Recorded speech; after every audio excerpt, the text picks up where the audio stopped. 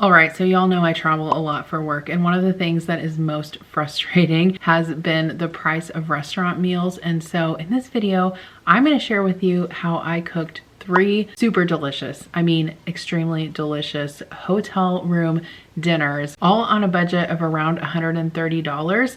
This also included lunches and breakfast for the week, which if we're dividing this out by day, so typically from my company, I get around $75 a day for meals. This is a lot cheaper than that, right?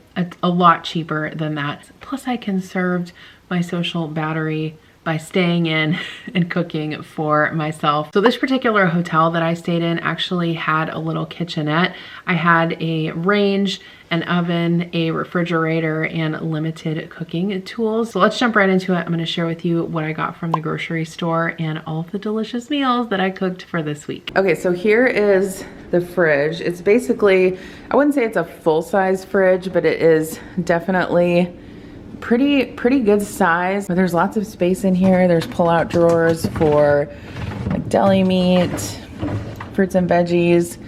Good space here for drinks. It's tall enough you could put a wine bottle in there if you wanted to. They did give me this complimentary water when I checked in. So I just got back from Whole Foods and I spent a little over $100. I think it was like $112. So let me show you my haul. So this is meant to feed myself for 3 dinners, 3 breakfasts, and 2 to 3 lunches. I did have to buy some staple items. They do not have in this kitchenette cooking oil, salt, pepper, like literally nothing like that. So I felt like I had to get a little bit creative. So I got some olive oil. Obviously I'm gonna use this for cooking and for salad dressing. I decided to grab this spicy harissa mayo because I also got some bread and a potato and some ham and cheese, and I thought that would go good on a sandwich. I did grab some aluminum foil just so that I could store leftovers if I needed to, wrap sandwiches, that kind of thing. I did pick up the Whole Foods Market Classic Tuna Salad. This was a bit expensive. It was $10.21, but I do love Whole Foods tuna salad, and I thought it would be good for lunches this week. Also for lunches, the smoked mozzarella pasta salad. If you've never had this from Whole Foods before, so good. I did make this in a copycat recipe video before, so if I can find that video, I'll link it down below. It's really good and you can make it at home if you don't have a Whole Foods around you like I don't at home. I did pick this up from the Olive Bar. It's just some peppers, olives, feta cheese. I thought that would be good to maybe add to like some of the salads I'm making, sauces. I don't know. I have a vision. We're gonna see. We're gonna see. Just stay tuned to see how it all turns out. I got a tomato, a nectarine, some goat cheese. I also got this piece of lemon pepper salmon. I think I'm gonna have that for dinner tonight. 1 potato, an avocado, which I think I'm gonna do avocado toast with. I got these 2 big lemons.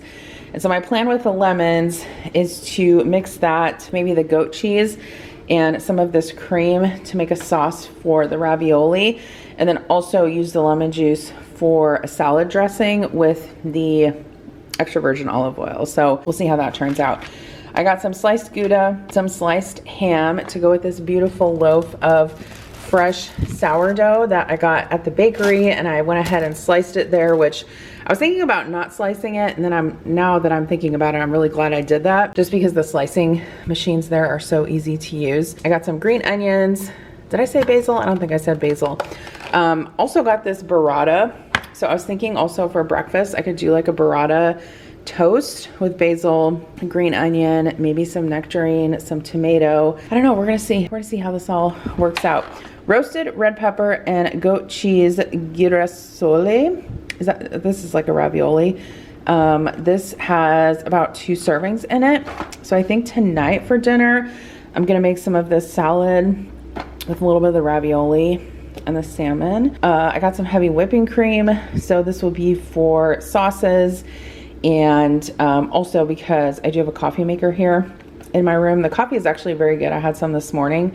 I just didn't have any cream to put in it, so that'll be good for that. Some yogurt. So I thought maybe I could use this for a sauce, like some type of yogurt sauce with the basil, green onions, lemon. I don't know, we're just winging it here. And honestly, now that I'm looking at this, I'm thinking like, I probably should have gotten some more protein for dinner on the next few nights that I'm here, but I can always go back and get some steak or some chicken or something like that. I did have to get the kosher salt because, like I said, they don't have any cooking staples in here. Salad, I already mentioned that. Diet Coke for tomorrow, some water, some orange juice for the morning. Juice is one thing, like I don't buy juice really when I'm at home. But sometimes when I'm traveling, I'm like, ooh, I just love some good orange juice for the morning. And maybe I can also use that in a dressing with the salad. I don't know, we'll see. And then I got an energy drink for the morning as well. So I'll be back in a little bit to show you tonight's dinner. All right, we're cooking dinner. So this electric stovetop, y'all know I have a gas stovetop at home, so I'm not 100%, you know, schooled in the ways of electric stovetops. It honestly took me a couple minutes to figure out how to turn this on. But the first thing that I'm gonna do is make some croutons in this skillet. So I've just taken some of this sourdough bread that I got and cubed it up. I'm just gonna saute these in some olive oil. And then back here, I've got a pot of water boiling for the ravioli. I'm gonna add some salt to this. Since I have kind of a limited set of, you know, equipment here, what I'm going to do is once I saute the croutons, I'm gonna put those in this bowl over here to make my salad in. And then I'm gonna go ahead and sear off the salmon. And then I've got the oven here just like going on warm. So I'll just kind of sear the salmon on both sides, take it off, put it directly in the oven. And then I want to make a little bit of a sauce for the ravioli, so I'm gonna grab those ingredients. So my vision for this dish is to create like a really flavorful creamy sauce that's going to go over both the salmon and the ravioli. So I'm chopping up some of the whites of those green onions plus some of those spicy pickled peppers that I got, and then I'm shaving up just a little bit of the lemon rind and mincing that up as well into kind of this like very flavorful mince. I took my croutons and put those into my bowl to cool. And then once that pan was hot again with a little bit of oil, I put the salmon in there flesh side down first because that's what I want to sear first, and then I'll flip it over. I brought my water to a boil, added my ravioli to that with a little bit of salt just to flavor it. And then once the salmon was kind of searing on the other side and the ravioli was cooking, I just went ahead and transferred the salmon to the oven. The oven was basically just set on warm, which, by the way, if you see the time on this oven, at any point in time during this video, it was not set right. I was not cooking this at 3:55 in the morning. So I took my nonstick skillet, I put some olive oil in there. I went ahead and added my onion, pepper, and lemon peel, sauteed that a little bit in the olive oil, and then added the cream. And then I also added a little bit of flavored oil from those spicy peppers because I thought that would give a lot of flavor. Like cooking like this really stretched my creativity. Like obviously I'm used to cooking at home and having a whole arsenal of items at hand to be able to use. But this was a really good experience for me, honestly. Once the sauce reduced down a little bit, I added some of that goat cheese along with some lemon juice. And again, just cook that down. Basically, you know, cream has a really high fat content, so you don't need really any thickener in it. If you just kind of cook it down and simmer it in a skillet, you're going to get a thick sauce. So once the ravioli was done, I went ahead and dropped that into that super flavorful sauce, turn the heat off, and just let that sit and absorb a little bit. For the salad, I added some chopped tomatoes to those croutons, some of that salad mix that I chopped up, some fresh basil, some lemon juice, olive oil, seasoned it, and then I'm just kind of tossing this around in my bowl. There was a little bit of feta in that olive and pepper mixture also, which was really good. So I'm just going to serve this alongside the salmon. All right, so our food is done. I kind of scooted the salmon off of the skin because I don't necessarily want that part. So I'm just going to plate that. And then I'm going to take some of this delicious sauce, because I did taste it from my ravioli, drizzle it over my salmon. And then I've got my salad here, plate that. Y'all, I just made this in a hotel room. This looks so good. I'm gonna taste it with you just to make sure we know, but look at that salmon. Looks like it's perfectly cooked. That sauce with the cream and the onion and the peppers and the lemon juice. I do kind of want some pepper. I might have to go get some pepper tomorrow. I'm not gonna lie. All right, let's give this a taste. Taste the salmon first with that sauce. This was so kind of chaotic because I just like, I just made it up as I went. Oh man, that's good. The only thing I will say is that I maybe did over salt just a bit. So I might squeeze some lemon juice over this just to kind of counteract that, but the salmon is cooked perfectly. We're gonna try the ravioli. That's good. That looks so bright and white. Had it turned up too far. Ravioli is bomb. If I would have went out and got this meal tonight, it probably would have cost me what, 40 bucks, maybe 35 bucks. Really good. The salad turned out good also. Very Panzanella inspired with the croutons in there and the tomatoes. I'm gonna go eat my dinner. This was a win. This was a win, and I'll see you for breakfast in the morning. Good night. Good morning. I have a sore throat. Let's make some coffee. So this unit comes with a full-size coffee maker, which is interesting. The coffee is actually very good. I had some yesterday. It's from Metropolis Coffee Company. All right, so I took a shower and got ready. I've got about 25 minutes before I need to leave for work. So let me show you what I'm gonna put together real quick for breakfast. As someone who uses a gas stove at home, figuring out this electric cooktop was a little bit challenging for me last night, but I think I've got it figured out now. So I'm gonna preheat this non-stick pan, and then we're gonna grab a couple pieces of this sourdough. This bread is so good. So we're just gonna, I do have a toaster in this little kitchenette, but I do like kind of the toast, the bread toasted in olive oil. So I just have this on 6. I think that'll be okay. I'm just gonna toast this up. So I've got my remaining tomato and lemon from last night. I'm gonna cut like a couple like thin slices of tomato. And then I'll probably just cut a little bit off from this lemon because I'm gonna make one piece of toast avocado, and the other I'm gonna do tuna. Tuna for breakfast? Heck yes, why not?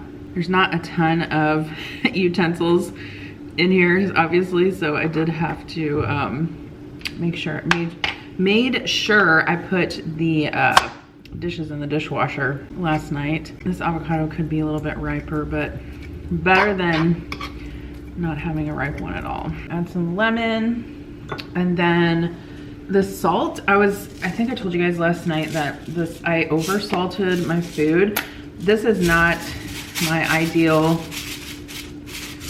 salt. This says it's kosher salt, but it's like extremely chunky for kosher salt. So I think I'm just having a hard time adjusting it to the stuff I normally use at home. All right, let's add a little salt to our tomatoes. I think the basil might be a good addition to the avocado as well, since I don't have any cilantro, so I'm just gonna chop up some of that.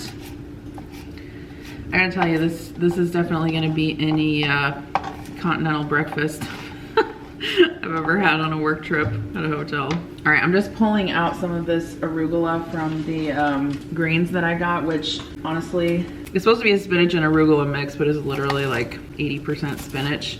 So I'm gonna go ahead and do some lemon on my arugula, a little bit of salt, tiny bit of olive oil. Flip our toast, make sure it's not burning.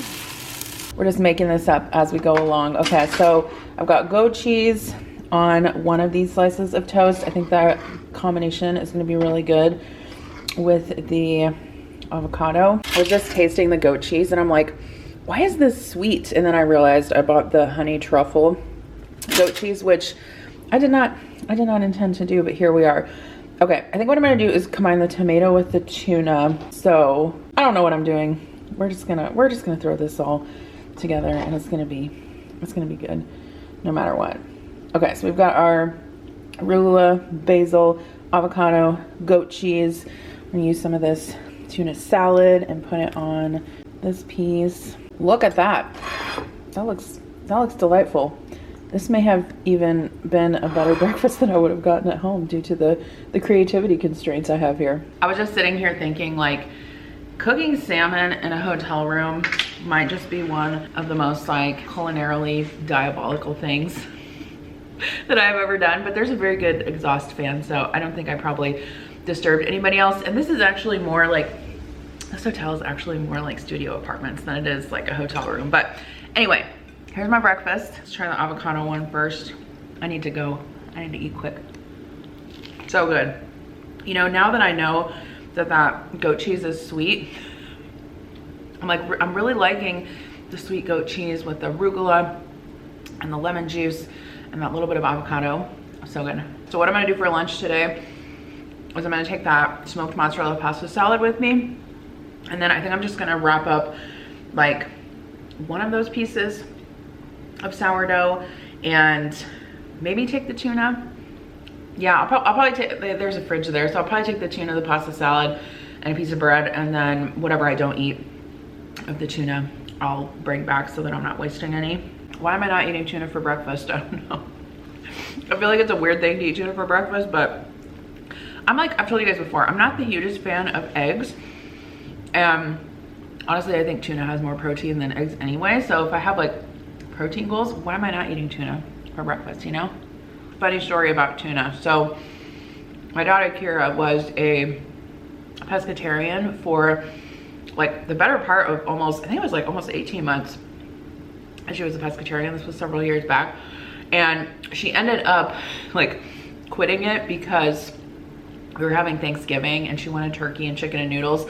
But anyway, she was committed to it for quite a while. And of course I supported her, and it did kind of make cooking a little bit challenging at times. However, one of the things that she really liked to eat and still really likes to eat is tuna salad. And so I remember telling her like, hey, I need to actually look up like what's the safe amount of tuna that you can consume every week, because I know there's like mercury concerns and that kind of thing. And I think, don't quote me on this, I have to look it up again, but I think what I told her is that she could have, I think it was like 5 to 7 tuna sandwiches per week without like risk of mercury poisoning. But if that's wrong, please let me know in the comments. It's been a while since I looked it up, but basically I told her like, you can't eat more than 1 tuna sandwich a day. Just like, imagine telling a kid that. Anyway, okay, I'm gonna go to work. I'll see you tonight when I cook dinner. All right, we are wrapped up with work. I ordered a few things from Instacart. I have plans for dinner tonight and tomorrow. I'm not sure which night I'm gonna have which, but let me show you just a few things. Okay, so I've been craving green curry, chicken curry, and I thought, I wonder if I can make this in my hotel room. It's a challenge, right? So I did get some boneless, skinless chicken breasts.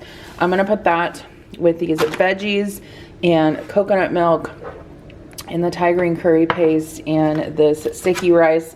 I also had to get some fish sauce and a lime, cilantro. All of that is gonna be for the curry. I also picked up some pepper, just a really cheap container of that. And then I also got a steak, which I think I'm gonna do tomorrow night. So I'm not gonna cook dinner yet because I'm not quite hungry. I'll probably do it a little bit later. And once I kind of whip this up, I'll show you how it goes. I'm looking forward to being creative and trying it. I also love me an Aperol Spritz. So I stuck some of these in the freezer. That freezer is very powerful, and I think I left them in there for too long, but this one is not quite frozen, so I'm gonna pour this into a glass and have a little pre-dinner cocktail. I also still need to wash my dishes from breakfast, but I make this little makeshift salad spinner, I guess. It's not really a salad spinner, with my bowl and my colander. Can't tell which is hot from cold in this faucet.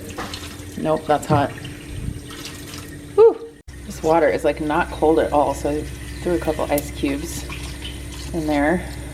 This hotel has a Roku TV, and there is an America's Test Kitchen channel, and I'm just so happy about this. I've been having it on my TV every minute I'm in my room, like the last 2 nights. Okay, and also I was gonna mention, so I used Instacart for this like small little grocery delivery, and I don't think I've ever done this before with Instacart, and I don't typically use Instacart when I'm at home just because I have Walmart grocery delivery. And so anyway, I got the groceries from Ralph's, which I think is owned by Kroger. Kroger is another like brand of grocery store that I don't have around me. But when I got to the end of the checkout, it was like, oh, you could be saving $16 or something like that with your Kroger account. And I was like, I don't have a Kroger account. But then I thought, why don't I just create a Kroger account and link it? And I did, and I got all of the savings. So little hack there, if you're traveling and you want to order groceries and you don't have like a loyalty account with that particular store, still works. Just sign up online, you'll get the savings. All right, so I've been working for several hours on some YouTube things. I want to take a shower and then we'll make dinner. I'm kind of in love with this shower. I need to wash my hair tonight, so do that. We'll make some curry. Okay, so we're all showered, ready to make dinner. I'm just getting some of my ingredients prepped here. I feel like this week I'm getting a taste of what I might cook for myself every night if I didn't have to worry about the rest of my family, which I know sounds bad, but you know what I mean? Sometimes you just cook things that you know everyone will eat. I got my cilantro washed. I'm also soaking my green onions to wash them in some water. I've got some basil chopped up, lime. I also realized that I do not have a microwave to heat the rice, so we're gonna have to saute it up in a pan. I went ahead and diced up the white parts of the green onions. I really wish I would have gotten some garlic, but I didn't think about that. And then I've got my chicken cut up here as well. So I want to tell you about today's video sponsor, who is Maeve. I introduced them to you all last month. They are the first human grade, protein rich dog food company, and all of their food is so awesome because you can actually see the ingredients. Like when I got the box and I opened the bag, I was like, oh my gosh, this is actually like real human grade dog food. And I also mentioned that we were trying my senior dog Murphy on it. He's actually been on it for over a month now, and we've seen some significant improvements in his mobility and his energy, and it's just so awesome to see. And bonus, he actually really likes the food as well, which is good because sometimes he can be kind of picky about dog food. But with Maeve, there are no fillers, no additives, and it requires no prep and no mess. And honestly, I think that's my favorite part. I have experimented before with making dog food from scratch, and it just doesn't really work for me as a sustainable solution because I travel so much for work. This is super convenient. My family doesn't have to do anything special when I'm out of town. They just scoop it out of the bag and give it to him. Obviously, how we eat affects our mood, our behavior, our energy levels, and the same goes for our dogs. Every bowl of Maeve includes human grade lean protein, vitamin rich organ meat, fresh produce, and personalized supplements, and they are made with the highest quality ingredients and flash frozen. Some of the benefits of Maeve can include improved digestion, balanced energy, strengthened immune system,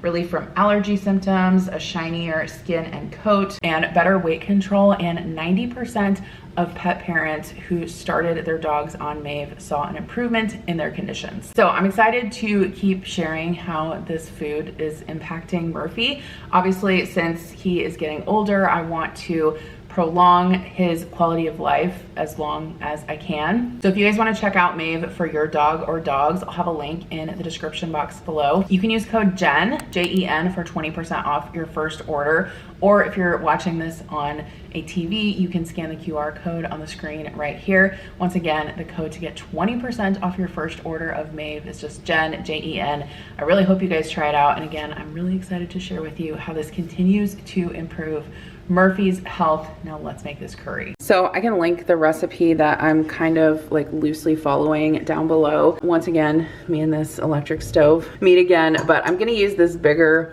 pot just because I want to make sure I have enough room for the coconut milk and all of that stuff. I'm just heating some oil in there. I'm gonna add my chicken once that gets hot. And then the recipe does call for some sugar also, which I did not buy, but thankfully I have sugar packets here in my room that I did not use for my coffee. We're also gonna use obviously coconut milk, curry paste, and fish sauce. So I went ahead and sauteed my chicken pieces that were seasoned in that hot olive oil. Basically, I'm just trying to get a little bit of color on these. I don't want to cook them all the way through at this point because they're going to go ahead and simmer in the sauce. And then I added my aromatics. Wish I would have had garlic, but I totally dropped the ball on that. So I just basically added the whites of the scallions. Then I added the curry paste just to kind of cook that down and flavor it a little bit. Cook that down for about 5 minutes. And then once that was cooked through, I rinsed the curry paste jar out with a little bit of water, added a basil stem and a few squeezed limes. I was obviously kind of riffing on the recipe at this point because it did not call for these things. I think it actually called for like kaffir lime leaves, which obviously I did not have. Once that was all cooked down, I added the coconut milk, stirred that in, went ahead and added those frozen veggies. And then after I added the veggies, I stirred this around, set the heat to like medium low and simmered this for about 20 minutes. So I have simmered this curry. Now I need to add my fish sauce, sugar, and basil. I also took out the limes that I added in there and that basil stem. So we're just gonna add those last ingredients, stir this up, and then give it a taste. Okay, so this is not traditional, so, well, at least I don't think it's traditional. So if you're at home trying to make this, don't listen to me, but the green curry paste is very spicy, even for me, as someone who really likes spice. So I did put a few spoonfuls of that whole milk Greek yogurt in here, and that helped tame down the spice quite a bit. And I thought it needed a little bit more lime, so I just squeezed in and added that other half of the lime. So this is delicious. We're good to go. It's very hot, so I'm just gonna put a cover on it and let it rest while I heat up the rice. So it wasn't until just now that I realized that I have no bowls in this room, and I would prefer to eat my curry out of a bowl and put the rice on top. So here we are. But it looks delicious, right? Even if it's in a mixing bowl. All right, let's do a taste test because I want to eat, I want to brush my teeth, and I want to go to bed in the next like hour or so. So I'm sure it's good because I've already tasted it, but still spicy, but it turned out so good. The chicken is very tender. It has a good spice. The veggies are good. I've been wanting to make curry for so long. It's kind of funny that I went to a hotel room to do it. All right, night y'all. All right, so it's my last night here. I get to go home tomorrow morning. I'm so excited to go home, but tonight we're gonna cook this steak. So what I've done is I've taken this filet out of the fridge. It's probably been sitting here for about 30 minutes. All I did was season it with black pepper and salt. I wanted to kind of bring it to room temperature a little bit before I cooked it. I think what we're gonna do with this tonight is we're gonna have it with some of that burrata and toast and salad. I do need to take a shower. So what I think I'm gonna do, not what I think, what I know I'm gonna do, is I'm gonna sear off this steak in my skillet. And then I've just got the oven set on like 250. So I'll sear off both sides of the steak, stick it in the oven, and then I'll take a shower. And then by the time I get out, it should be hopefully perfectly cooked, and then we can let it rest while I make the salad. Okay, so I went ahead and added my steak to that hot stainless steel skillet. I seared it for probably about 4 minutes on each side. Again, it's very hard for me to judge the temperature of this range because I'm so used to cooking on gas. But once the steak was seared on both sides, I went ahead and put it into the oven for about 15 minutes. And then I also toasted up that sourdough bread. As you can see, once I let the steak rest, it was about medium well. Personally, I prefer my steak medium, but since this was a filet, it was super tender.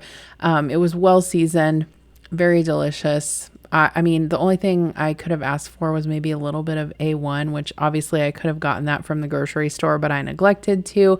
And then with that toasted sourdough, I spread some of the burrata on that along with some of that salad and olive oil, basil, and nectarines. This, I don't know. You guys are going to ask me to pick a favorite meal. I don't know. I don't think I can because they were all so good. So many flavors with such simple ingredients.